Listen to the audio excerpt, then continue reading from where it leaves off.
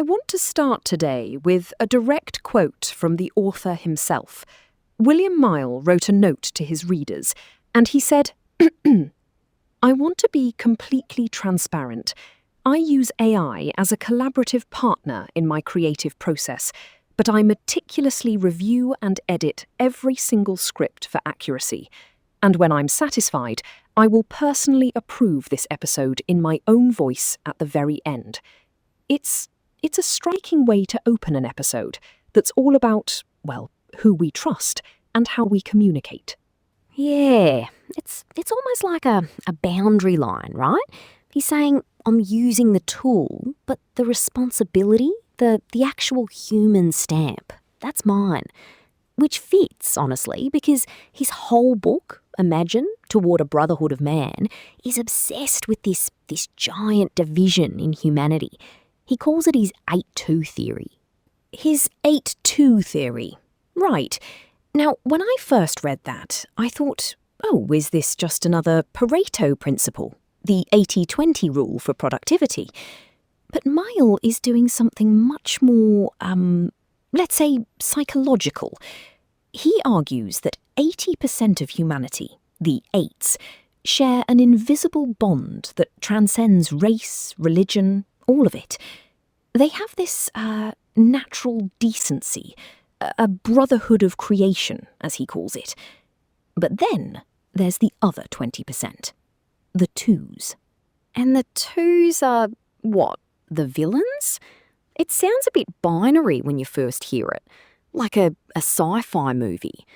But when you look at how he describes the mechanics, it's about how the 20%, these twos, operate by a totally different set of rules. They don't cooperate, they manipulate. Miles' core argument is that the twos systematically turn the 80% against one another by weaponising these superficial differences. Religion, class, politics, social status. They create these artificial tribal wars, so the eights are too busy fighting each other to notice who's actually, pulling the strings and extracting the power. Exactly. The twos profit from human division. That is the root cause of so much suffering, rather than just the symptoms we see on the news. And the most insidious part of this, Sonny, is what he calls the illusion of eternal stagnation. The twos convince the eights that things never change, that the system is always rigged, so why bother? It drains the eights' energy.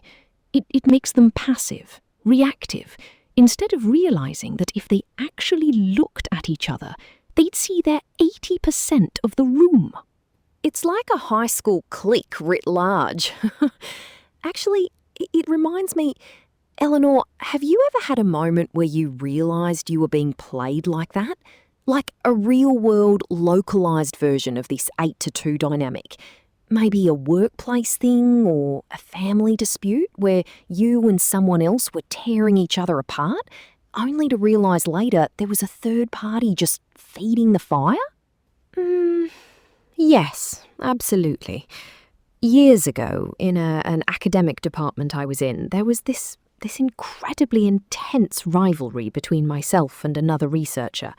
We were constantly at each other's throats over funding, over lab space, just bitter.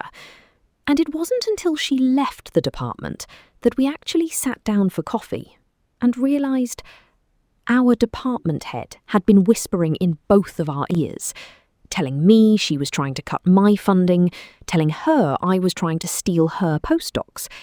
He kept us in a state of constant, exhausting warfare, because as long as we were fighting, we weren't looking at how he was mismanaging the entire budget. We were the eights. He was the classic two. It's exhausting just hearing about it. Because you look back and you think, God, the energy we wasted, the sheer volume of human decency that gets ground up in those little gears. It is. And to make this concrete, Mile actually points to pop culture to show how this psychological warfare works. He uses a movie from 1997, The Devil's Advocate. Have you seen it? Oh, Al Pacino chewing the scenery. Yes, he plays John Milton, who is like literally the devil, but he runs a high-end New York law firm. Yes, and in Miles' framework, Pacino's character is the absolute archetype of the two.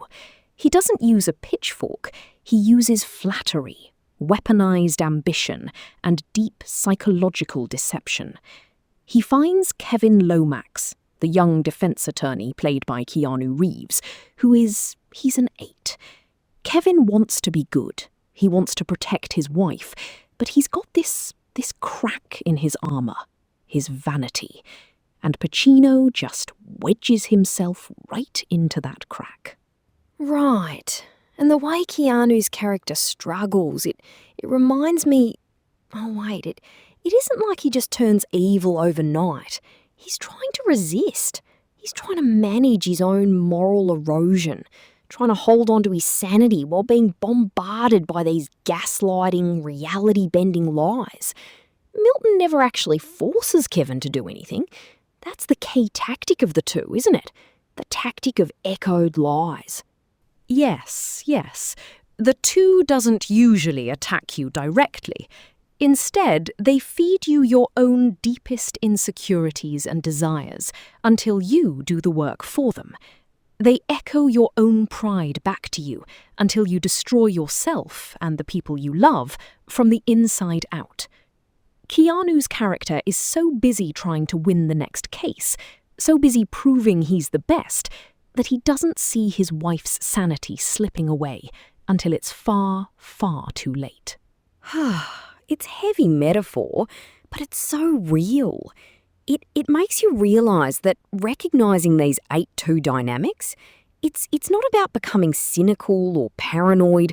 It's actually about safety. It's about building like emotional tripwires.